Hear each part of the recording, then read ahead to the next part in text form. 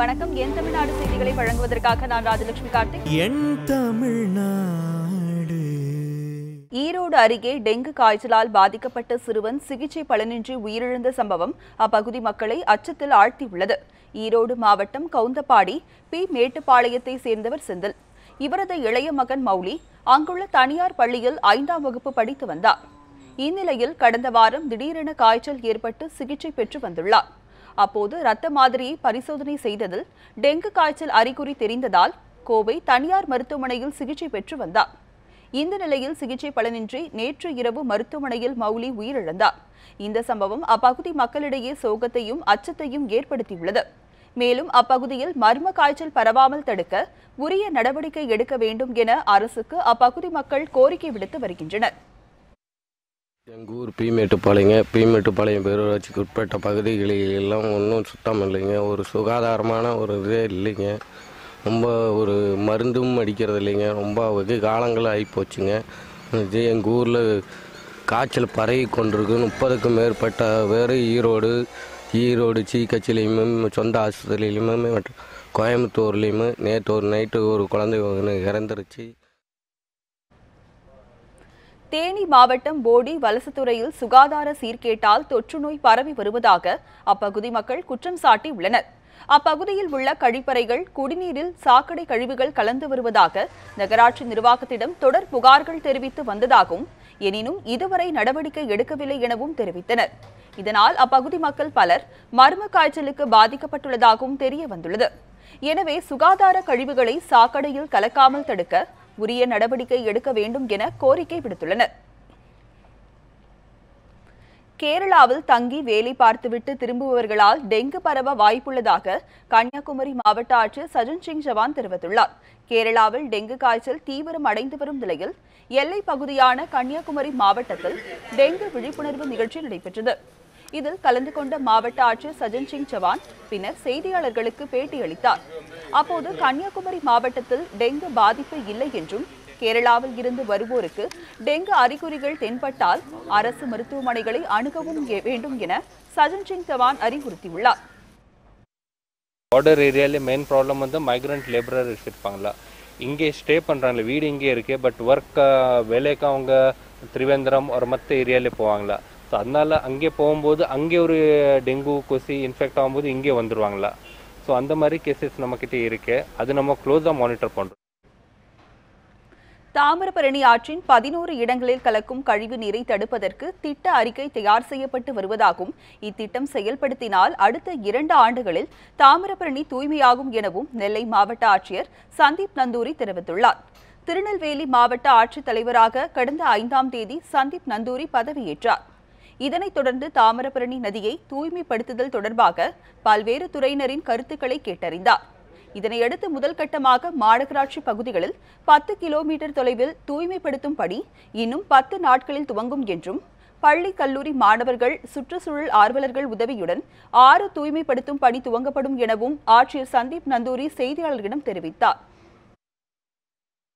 நம்ம long term strategy என்ன, medium term strategy என்ன, ஷார்ட் டேர்ம் இமீடியட்டாக என்னென்ன ஸ்டெப்ஸ் பண்ணணும்னு சொல்லிட்டு ஒரு ஆலோசனை கொடுத்து நடந்தது. நிறைய மக்கள் எல்லாமே டிஃப்ரெண்ட் கருத்துக்கள் எல்லாமே சொன்னாங்க. என்னென்ன பண்ணணும்னு சொல்லிட்டு டிஃப்ரெண்ட் ஐடியாஸ் எல்லாம் கொடுத்தாங்க. எஸ்பெஷலி மாநகராட்சி சார்பாக ஒரு 11 இடத்துல கழிவுநீர் கலக்கிறதுன்னு சொல்லி சொன்னாங்க. அதுக்கான திட்டம் ஏற்கனவே ஒரு மதிப்பீட்டில் திட்டம் ரெடி பண்ணிட்டு அம்ருத் திட்டத்துக்கெல்லாம் ஃபண்ட் பண்ணி அதுக்கான ஒர்க் உடனடியாக ஸ்டார்ட் பண்ணதான்னு அவர் தெரிவித்துக் கொள்கிறாங்க. தமிழக கடல் பகுதி வழியாக கடத்தல் நடைபெறுவதை தடுக்கும் வகையில் ஆபரேஷன் சஜாக் என்ற பாதுகாப்பு ஒத்திகை தூத்துக்குடியில் இன்று நடைபெற்றது. தமிழக கடலோர பாதுகாப்பு குழுமம், இந்திய கடலோர காவல்படை, மத்திய தொழில் பாதுகாப்பு படை, சுங்க இலாகா மற்றும் வனத்துறையினர் இணைந்து இந்த பாதுகாப்பு ஒத்திகையை நடத்தினர். சுமார் 1017 கிலோமீட்டர் நீளமுள்ள தமிழக கடல் பகுதி வழியாக இலங்கை அகதிகள் தப்பி செல்வதை தடுக்கவும், தீவிரவாதிகள் சட்டவிரோத நடவடிக்கையை கண்காணிக்கும் வகையில் ஆபரேஷன் சஜாக் பாதுகாப்பு ஒத்திகை இன்று நடைபெற்றது. இந்த ஒத்திகையின் போது எல்லைப் பகுதிகளில் நிறுத்தி வைக்கப்பட்டிருந்த படகுகள் சோதனை செய்யப்பட்டன. கரை பகுதியில் ஆல்ட்ரெயின் வாகனங்கள் மூலம் தீவிர ரோந்து பணிகள் மேற்கொள்ளப்பட்டன. நாடு முழுவதும் அமல்படுத்த இருக்கின்ற ஜிஎஸ்டி வரி விதிப்பால் இந்திய பொருளாதாரத்தில் வளர்ச்சியும் மாற்றமும் ஏற்படும் என இந்திய பட்டய கணக்காளர் நிறுவனத்தின் முன்னாள் தேசிய தலைவர் ராமசாமி தெரிவித்துள்ளார்.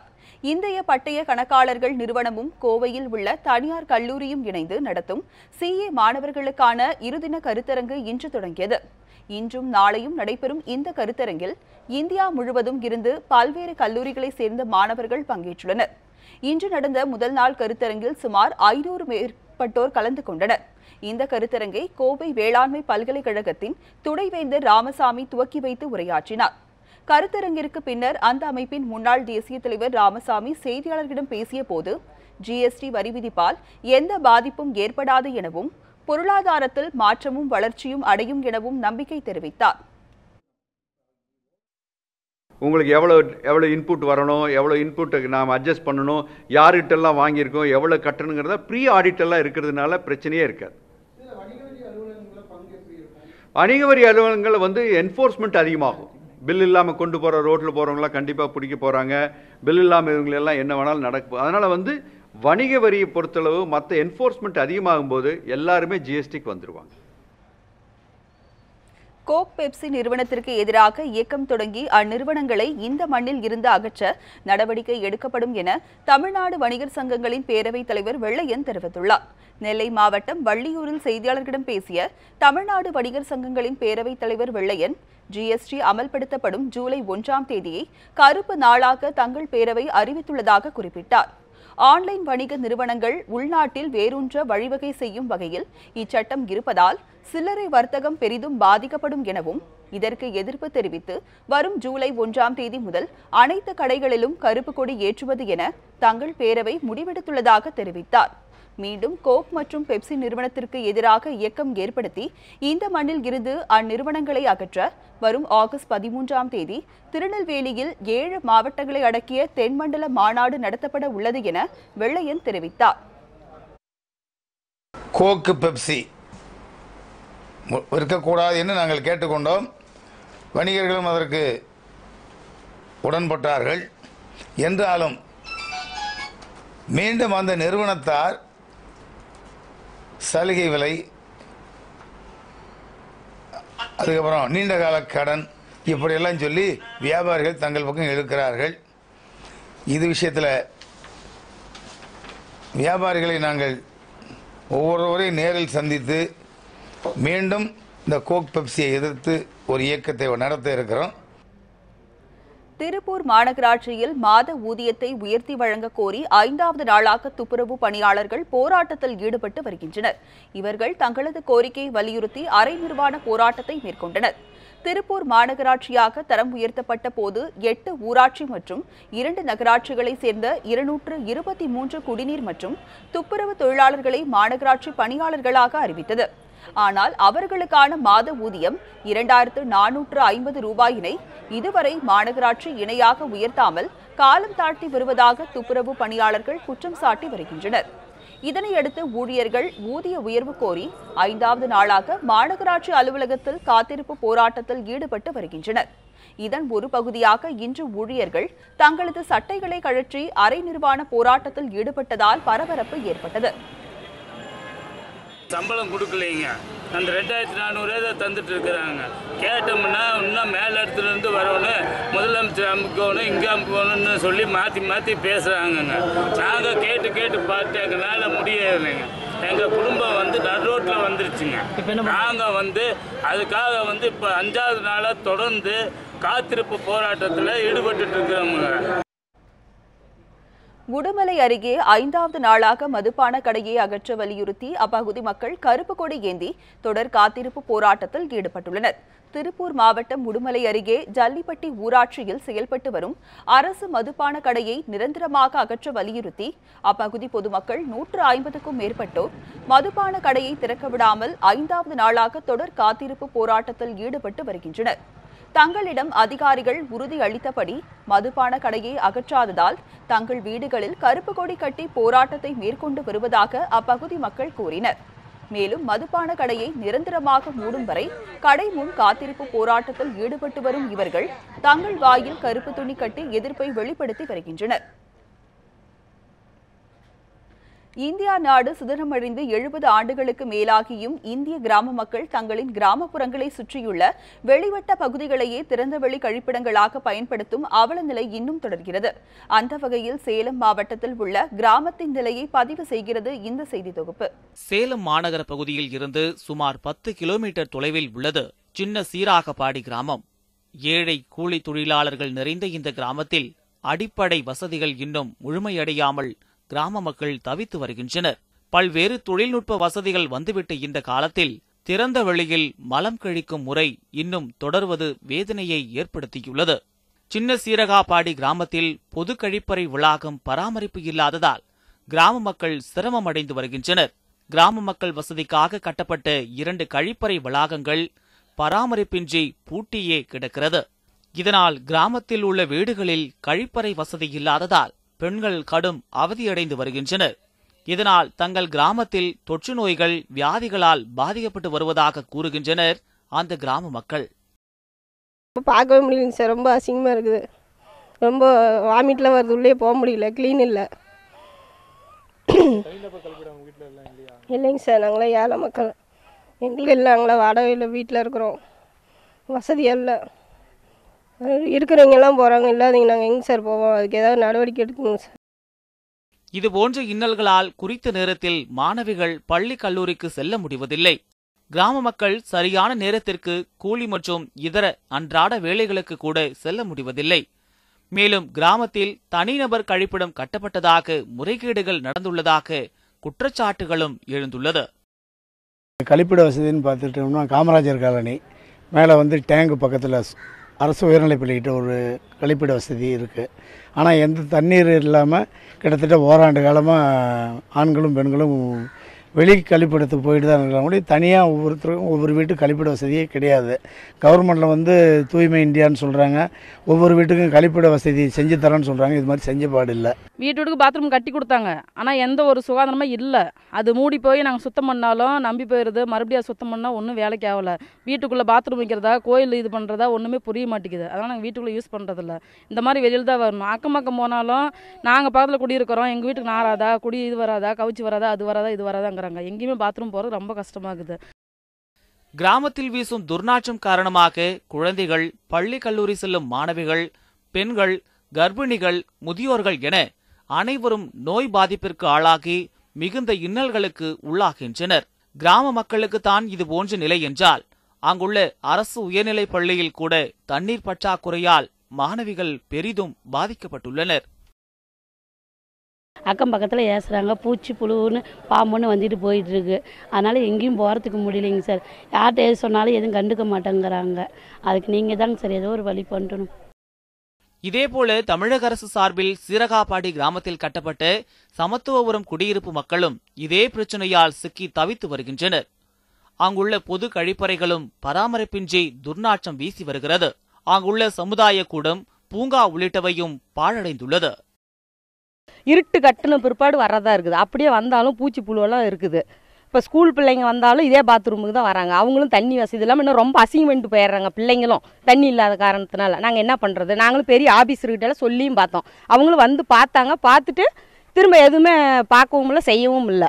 நாங்கள் எத்தனை தடவை செய்யறது சொல்றது? மத்திய அரசின் தூய்மை இந்தியா திட்டம் நடைமுறையில் உள்ள சூழ்நிலையில் திறந்த வெளிகளை கழிப்பிடமாக பயன்படுத்தும் முறையை விரைந்து ஒழிக்க நடவடிக்கை எடுத்து வருகிறது. ஆனாலும் அவை குக்கிராமங்களை சென்றடையவில்லை என்பதுதான் வேதனை.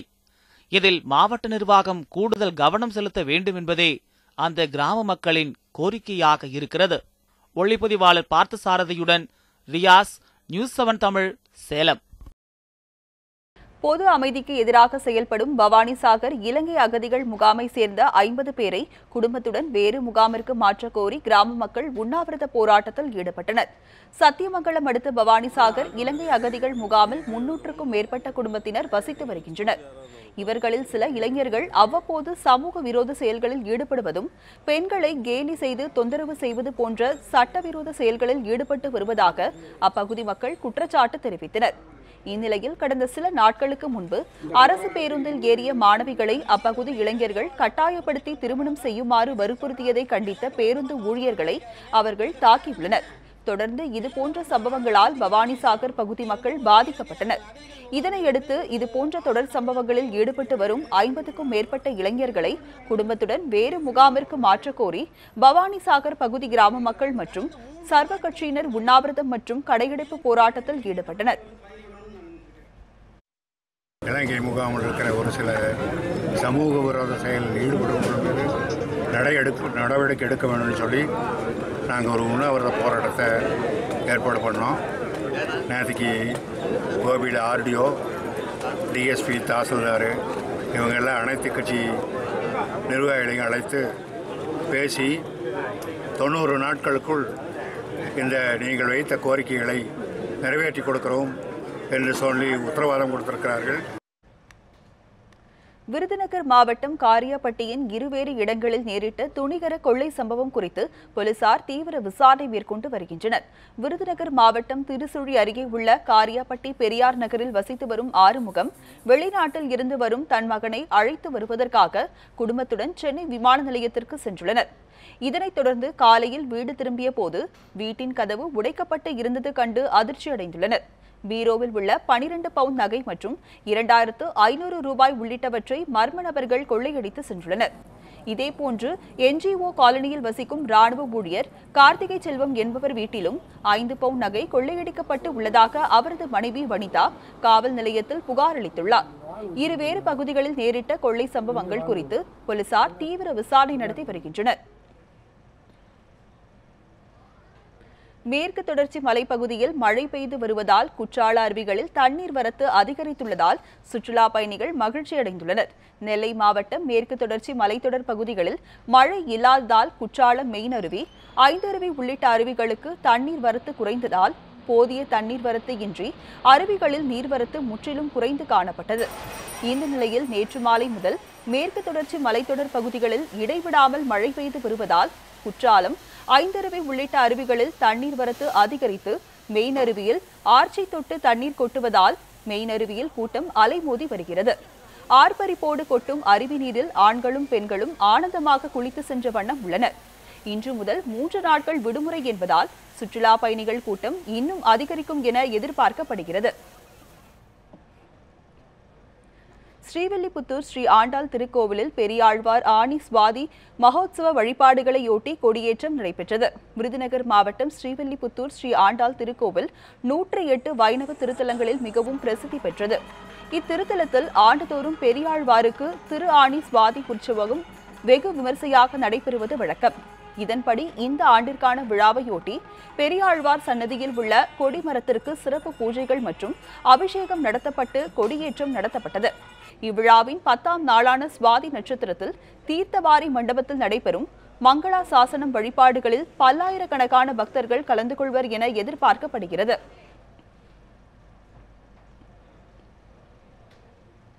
பரமத்தி வேலூர் தாலுகா சோழ சிராமணி கதவணை பாலத்தில் அந்தரத்தில் தொங்கும் 3வது கான்கிரீட் தூண் அகற்றி சரி செய்திட வேண்டும் என அப்பகுதி மக்கள் கோரிக்கை விடுத்துள்ளனர்.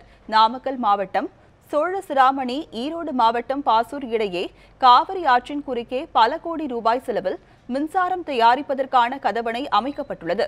பாலம் கட்ட தொடங்கப்பட்ட போது நடைபாதைக்காக மட்டும் 3 மீட்டர் அகலத்தில் பாலம் அமைக்கப்பட்டது. பின்னர் பேருந்து போக்குவரத்திற்காக 7 மீட்டர் அகலத்தில் பாலம் அமைக்கப்பட்டது. கடந்த 2013ஆம் ஆண்டு இக்கதவணையில் மின் உற்பத்தி துவங்கப்பட்டது. பின்னர் இந்த கதவணை பாலம் வழியாக நாமக்கல் மாவட்டம் மற்றும் ஈரோடு மாவட்டத்திற்கும் போக்குவரத்திற்கு அதிக அளவில் பயன்பட்டு வருகிறது. தற்போது காவிரியில் தண்ணீர் இல்லாததால் இக்கதவணை பாலத்தில் உள்ள 3வது கான்கிரீட் தூண் தண்ணீர் அரிப்பு ஏற்பட்டு தூணுக்கு கீழ் உள்ள கான்கிரீட் தளம் முற்றிலும் தண்ணீரில் அடித்து செல்லப்பட்டது. இதனையடுத்து கான்கிரீட் தூண் மட்டும் அந்தரத்தில் தனியாக தொங்கிக் கொண்டு இருப்பதால் இப்பாலத்தின் வழியே போக்குவரத்தை நிறுத்தி தூணில் ஏற்பட்டுள்ள அரிப்பை சரி செய்திட வேண்டும் என பொதுமக்கள் கோரிக்கை விடுத்துள்ளனர். ஸ்ரீவில்லிபுத்தூரில் பணி நியமன ஆணை வழங்க கோரி பகுதி நேர ஆசிரியர்கள் கருப்பு பேட்ஜ் அணிந்து மாவட்ட கல்வி அலுவலகத்தில் போராட்டம் நடத்தியதால் பெரும் பரபரப்பு ஏற்பட்டது. விருதுநகர் மாவட்டம் ஸ்ரீவில்லிபுத்தூரில் 50க்கும் மேற்பட்ட பள்ளிகளில் அனைவருக்கும் கல்வி திட்டத்தின் கீழ் மாற்றுத்திறனாளி மாணவ மாணவியருக்கு பயிற்சி அளிக்க 50க்கும் மேற்பட்ட ஆசிரியர்கள் பணியாற்றி வருகின்றனர்.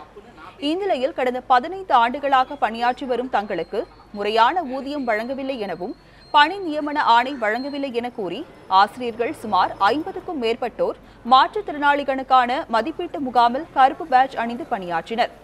இதற்கு அனுமதி மறுத்த மாவட்ட கல்வி நிர்வாகம் அனைவரையும் முகாம் நடத்தும் இடத்தில் இருந்து வெளியேற்றிவிட்டு மாற்றுத்திறனாளிகள் குறித்து அனுபவம் இல்லாத மற்ற பாடங்கள் எடுக்கும் ஆசிரியர்களை கொண்டும் சிறப்பு வகுப்பில் பங்கேற்க வந்திருந்த மாணவ மாணவியரை கொண்டு முகாமை தொடர்ந்தனர். இதற்கு ஆசிரியர்கள் கடும் எதிர்ப்பு தெரிவித்து மாவட்ட கல்வி அலுவலகத்தில் தர்ணாவில் ஈடுபட்டதால் பரபரப்பு ஏற்பட்டது. இந்த வேலையில் எங்களுக்கு ஒரு நிரந்தர பணி அப்படின்னு கிடையாது சார். இன்னொரு விஷயம், எங்களுக்கு அப்பாயின்மெண்ட் ஆர்டர் அப்படின்ற ஒரு விஷயமே கிடையாது சார். நாங்கள் ஒரு தினக்கூலி அப்படின்ற அடிப்படையில் தான் நாங்கள் ஒர்க் பண்ணிட்டு இருக்கிறோம். அதே மாதிரி எங்களுக்கு எந்த விதமான அரசாங்க சலுகைகளோ எதுவுமே கிடையாது. ஆனால் இந்த குழந்தைங்களுக்காக நாங்கள் எல்லா பணிகளையும் சிறப்பாக செஞ்சுக்கிட்டு தான் சார் இருக்கோம். இத்துடன் என் தமிழ்நாடு செய்திகள் நிறைவு பெறுகின்றன. தொடர்ந்து இணைந்திருங்கள் நியூஸ் 7 தமிழுடன்.